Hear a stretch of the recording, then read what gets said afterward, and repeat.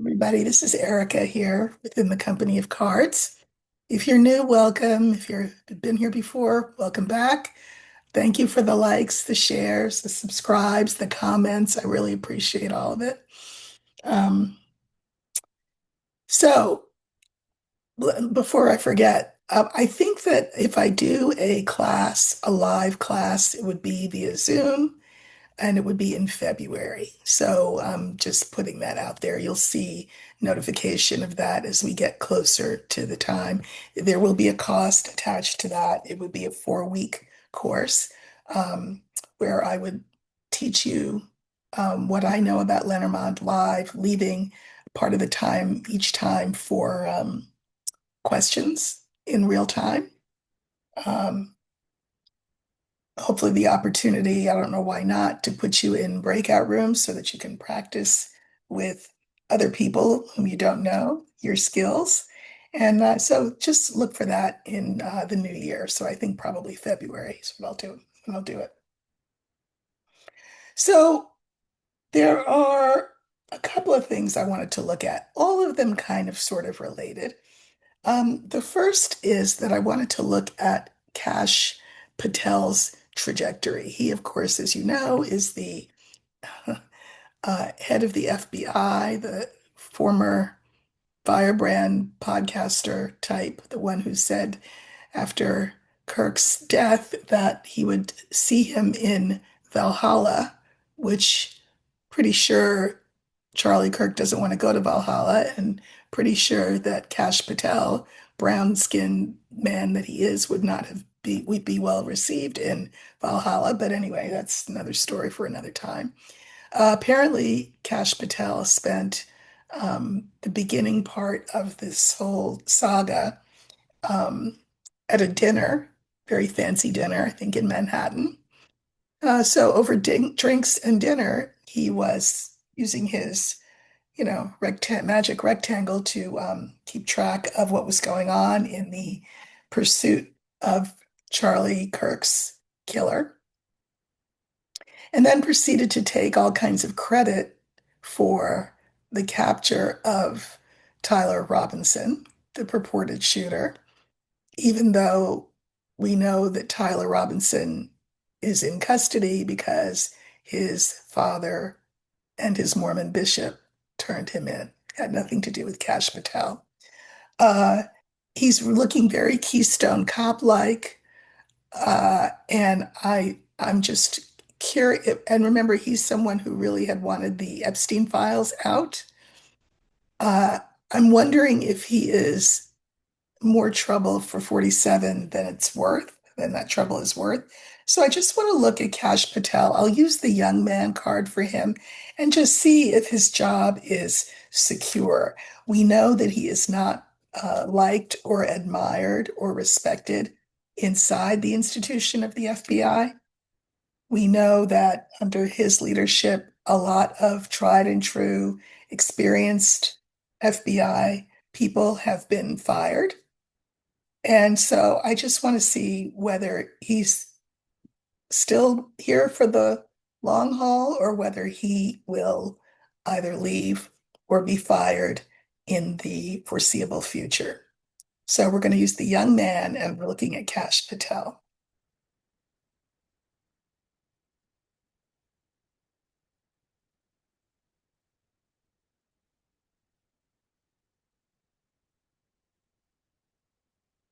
If you've not done it already, please, I'd love it if you'd like, share, subscribe. The comments are particularly helpful for the algorithm. So I really appreciate that. Okay, this is going to stand for Cash Patel.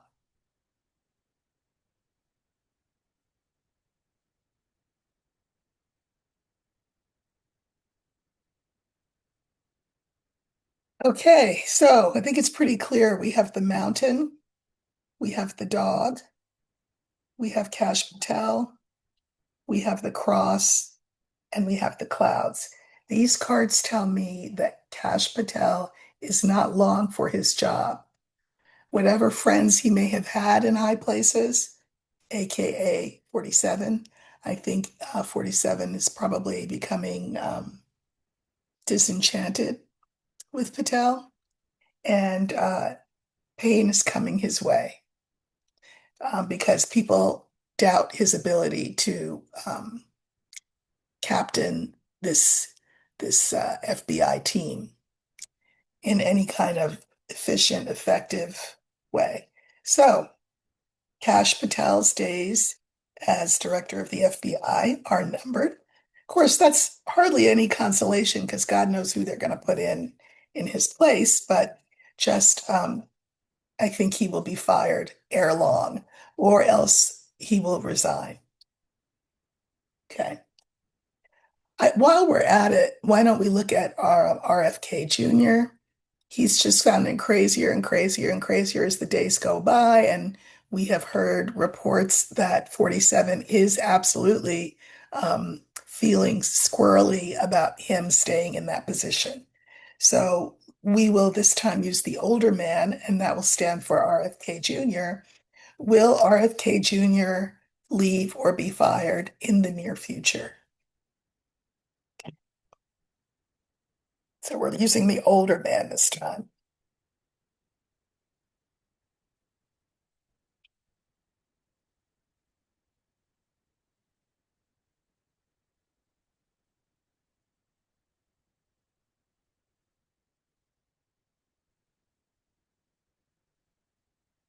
Come on, RFK. Come out from under the rock you're hiding under. Okay, it's the next to the last card. And so you know how that works, right? If you've been here before, you know if it's the next to the last card, um, there's only one card I can put after it. And that means every other card will come before it. So here's how that goes. It's the next to the last card. All these cards go before it. And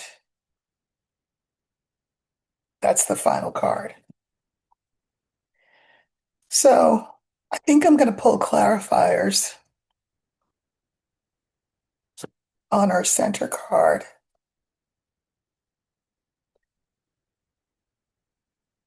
And I'm going to also pull clarifiers on the card for RFK. Okay, so we have the bear, the young woman, the stork, RFK Jr., and the ring.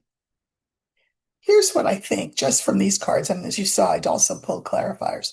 I think 47 is committed. He likes having a Kennedy in his cabinet. It's a feather in his cap. So he's annoyed with RFK Jr. for all of his weirdness, but still committed to him.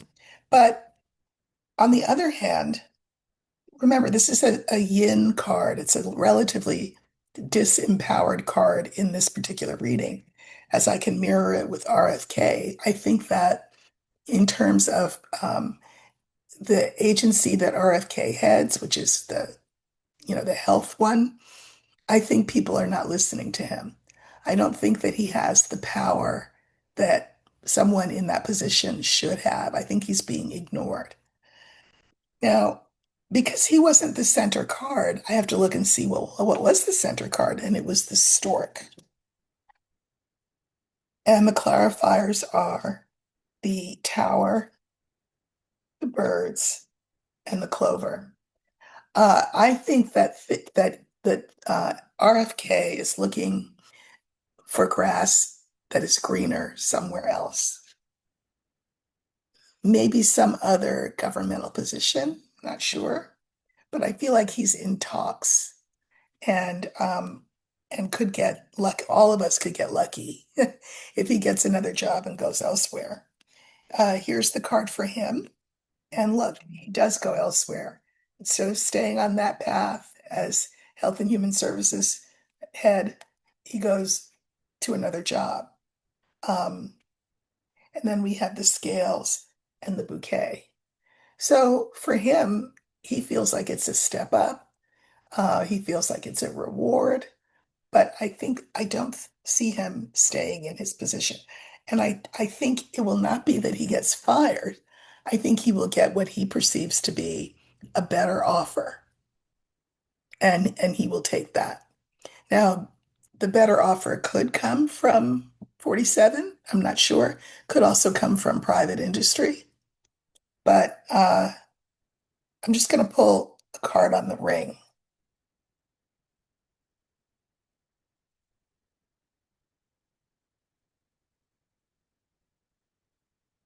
So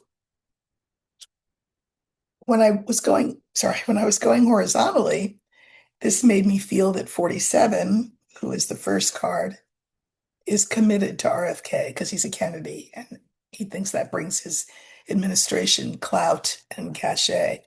The clarifiers going vertically, though, are the older woman, the house, and the rider.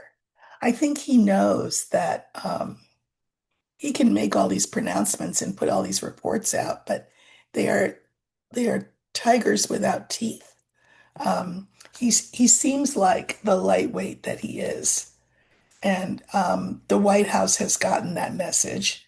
47 has gotten that message. I'm wondering whether something else will be found for RFK Jr. to do, and I think it's something that he will be happy about. He will consider it a reward, a move up. Listen, I don't care how he gets out, just go. Okay. The next thing I want to look at is this practice of doxing people. So if you don't know what doxing is, Doxxing, it's the practice whereby somebody says something that you don't like. They have an opinion that you don't agree with.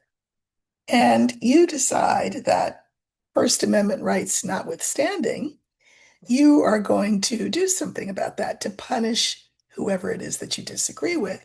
So you call their employer and get them fired. That's an example of doxing. Or you publish their personal information, like their address and where their kids go to school and their phone number, and then people start harassing them. So anyway, there's been a lot of doxing of people who have failed to kiss the ring, bend the knee, bow the head in um, worship of the newly canonized saint Charlie. So teachers have been fired, for example, and other people have been fired. The biggest name that I've seen is Karen Attiah. Now, Karen Attiah worked for the Washington Post. Uh, the the Washington Post historically has had some really terrific journalists, many of whom, however, have left because the Washington Post has become kind of Trumpy. Now, Karen Attiah is a black woman, because of course, and she was an opinion columnist. Okay, pretty sure that means that she gets paid to write columns where she voices an opinion. I mean, am I incorrect? I think that's what it means to be an opinion columnist. She referenced Charlie Kirk's commentary on Black women. He was referring, of course, to four specific Black women.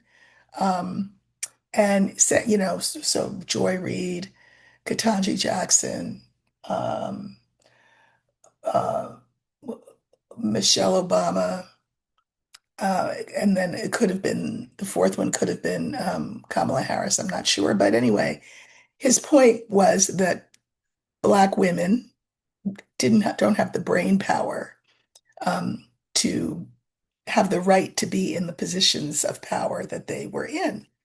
And so the right is saying that his comment was taken out of context. What do you mean taken out of context? What do you mean? And what they're saying is, no, he just meant those four women. He wasn't saying it about all Black women. Yeah, he was. Unfortunately, I don't teach anymore, so I can't be doxxed. Lose my job for saying what I'm saying. Anyway, Karen Attiah, very well respected opinion journalist for the Washington Post, was fired for referencing that comment by Charlie Kirk. So I guess what I want to know is just sort of generally about this whole doxing thing. Uh, when when people who are doxed sue and it goes to the highest court in the land, uh, will doxing be deemed appropriate? And how would the Supreme Court balance that over against First Amendment speech rights? Especially for, let me add, an opinion columnist. So, let's see, how would I? Okay, I'm going to use the scythe because the scythe would stand for these firings, these doxings. And I just want to know, when these cases get to the courts, probably the lower courts will say that they're unconstitutional. But I'm talking about when they get higher up. Not that the Supreme Court can take every case, but certainly the issue of doxing should be on their docket come fall.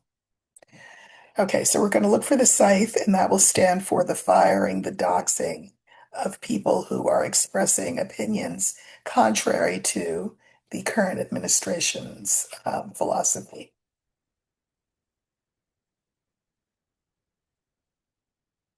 Okay, so this stands for this retribution that's being exacted.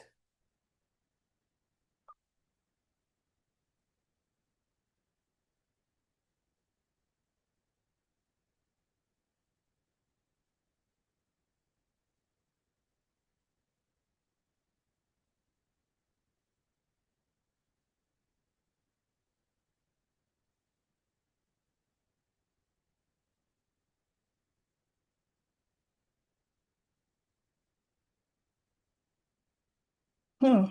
So we have the book, we have the house, we have the scythe, we have the birds, and we have the key. So, these two are making me think that, um,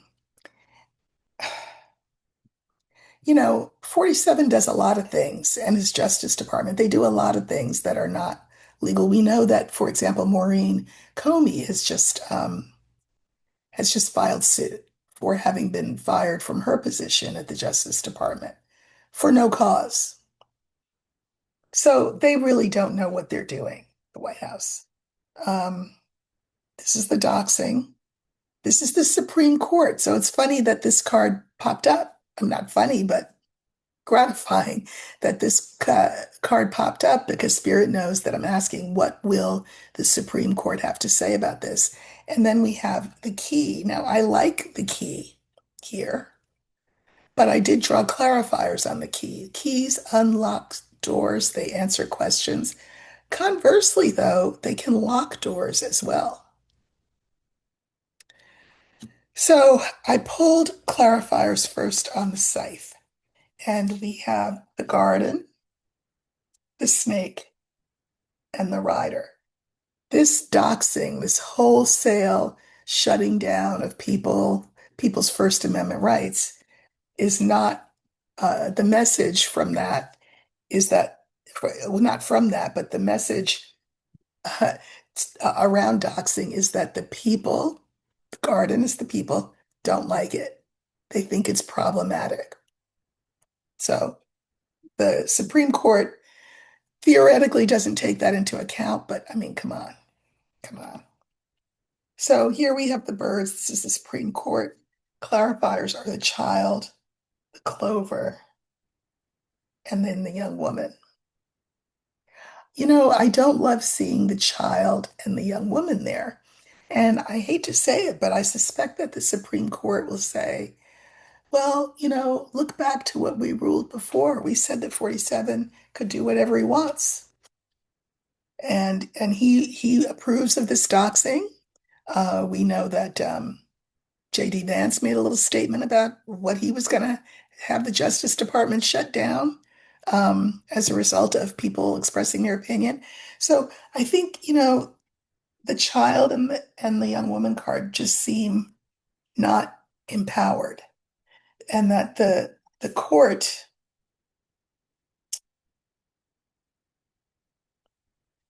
I think the court is as afraid of 47 as a lot of other people are.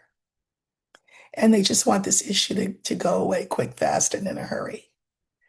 So we have the key. Normally, I love the key. It answers the question.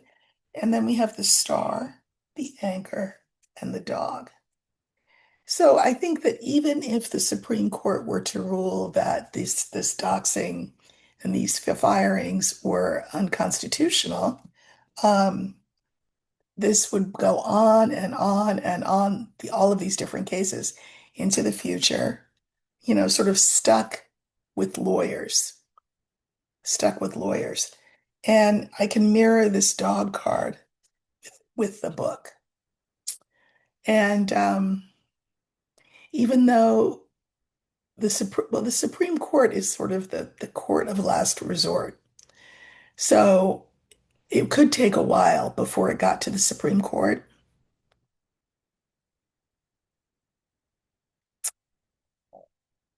I just think that, how can I put this?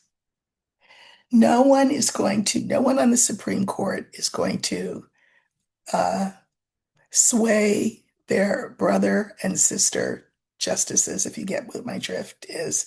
In other words, the judges on the left are not going to sway the judges on the right about this. They gave 47 unfettered power, and they gave his administration unfettered power.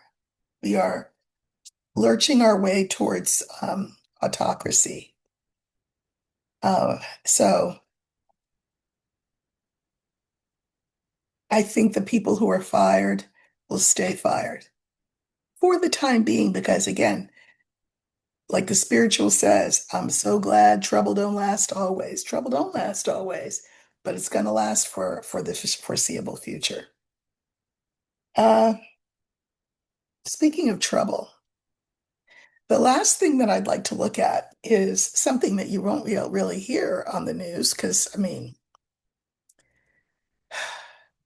and it is the fact that a young man, 22 years old, black, named Trey Reed, was found hanging from a tree at Delta State University, and that was in Mississippi.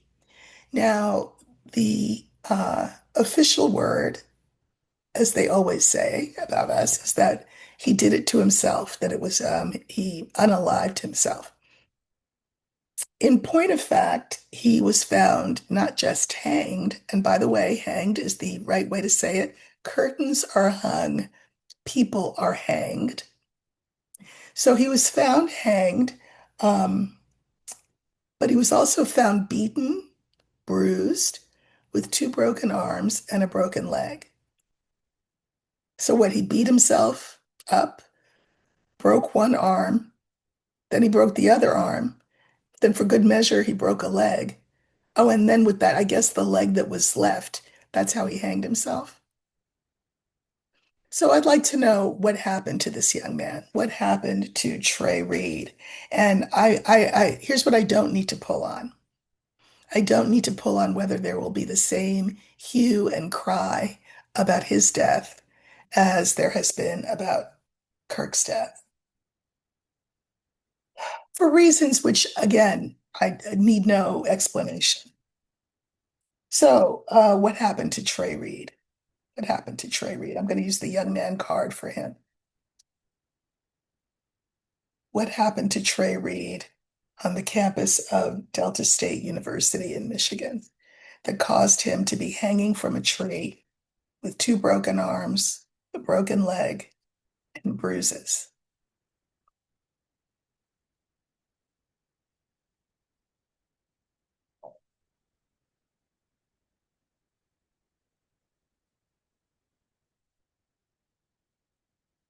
Looking for the young man. Here he is.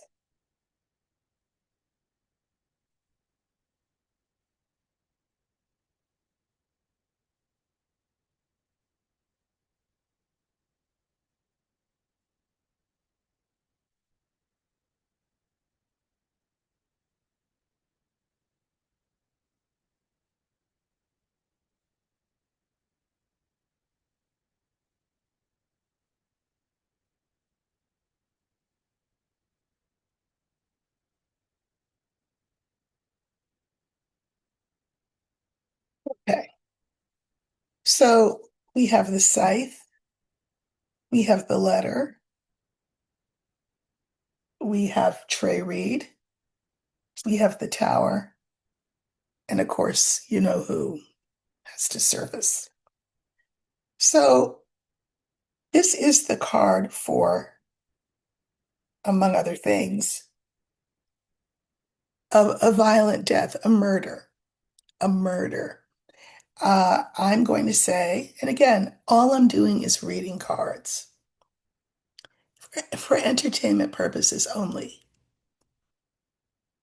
So, yeah, he was murdered, and I think it was by people who support you know who, because the country's getting like that. Mind you, not that it ever was not like this. Sandra Bland, anyone? Trayvon Martin, anyone? Tamir Rice, anyone? So he was murdered.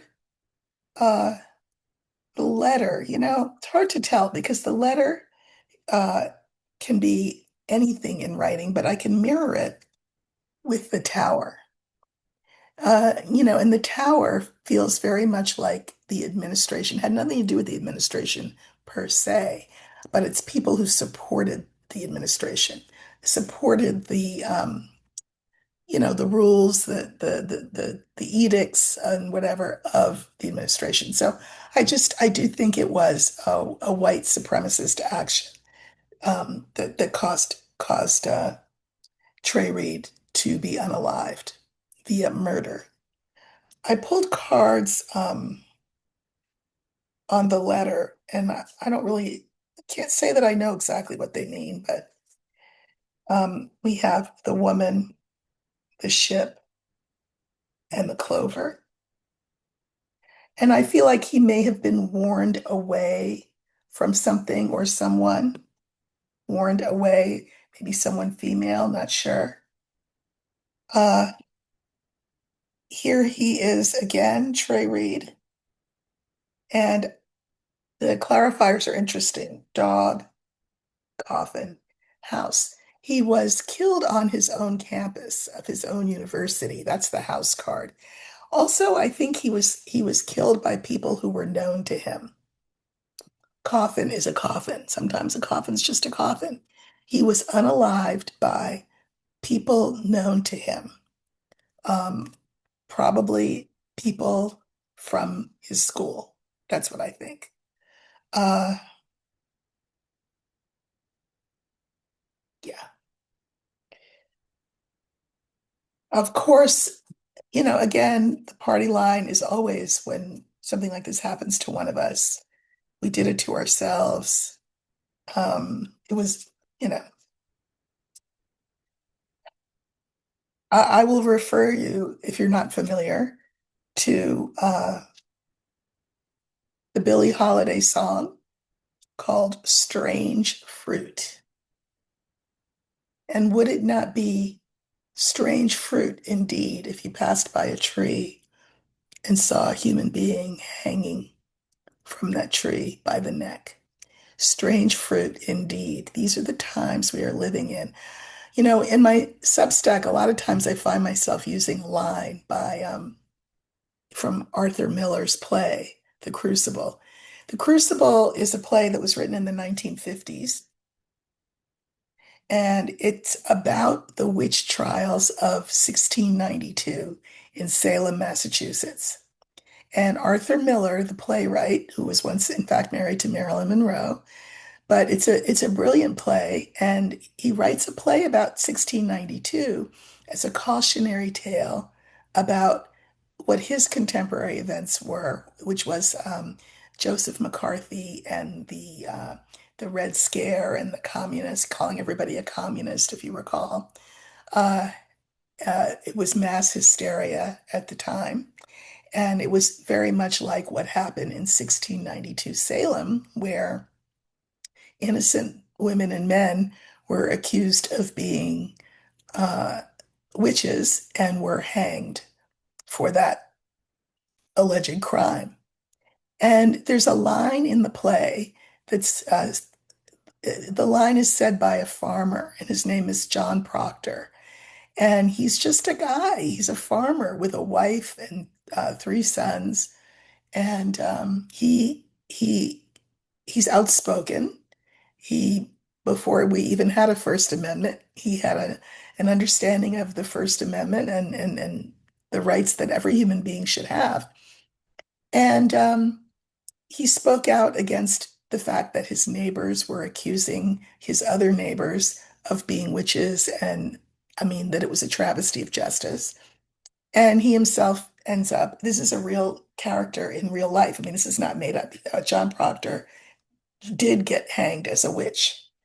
But one of the things that he said in court when he was listening to this ridiculous testimony, you know, um, that sounded like the upside down, you know, just the opposite of everything rational and logical.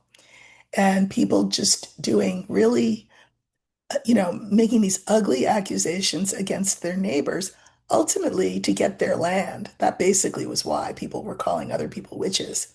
Because if you were hanged as a witch, your property did not automatically go to your heirs. In fact, it went up for public auction.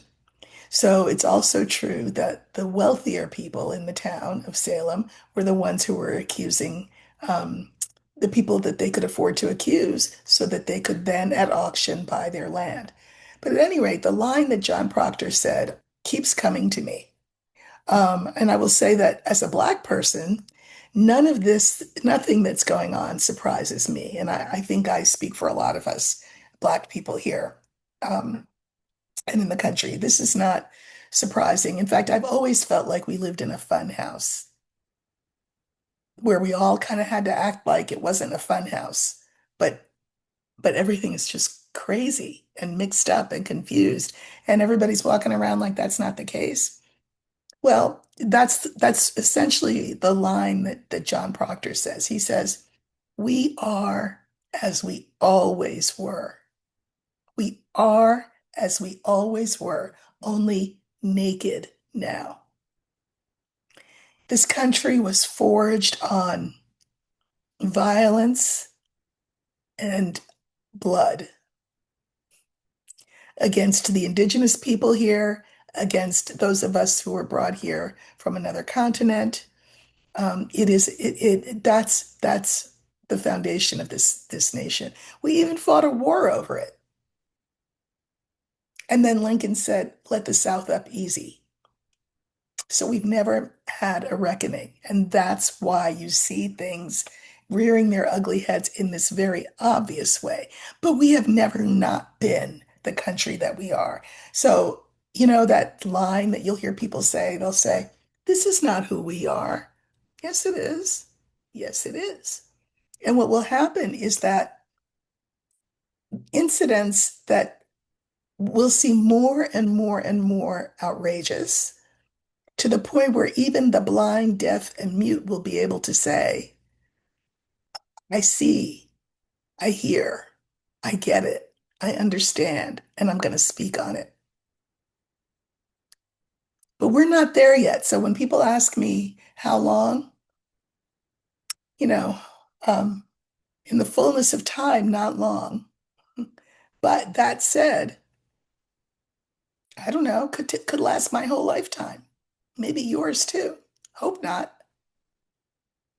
But we are being given lesson after lesson after lesson after lesson about who we are. And until we acknowledge it in the way that South Africa did and in the way that Germany did with Nuremberg, and the way South Africa did with the Truth and Reconciliation, um, committees, meetings, and findings, we will just keep going in the same loop, and it'll get harsher and harsher and harsher until, like I say, the blind see and the deaf hear. So that's it for today. Not the most uplifting message. If I can, you know, if I can give you anything encouraging, it would be I would exhort you to do your part, whether it's how you cast your vote, whether it's how you use your voice. Um, it's really important that we all use our voices and not be cowed by fear of being somehow punished, because we are all punished already. Are we not? Look at the times we're living in. Does this not feel like punishment? So everybody needs to step up. And I'm trying to do my part. I know you'll do yours too. So I will see you again later on in the week. Remember that my live class, there'll be a cost attached to that, but I think it'll start in February. It'll be 4 weeks long, probably an hour and a half, with the last half being a practicum where you can practice with each other the skills that I teach you. So look for that in February. And of course, I'll remind you plenty of times ahead of that. So thank you all for watching, and I'll see you soon. Take care.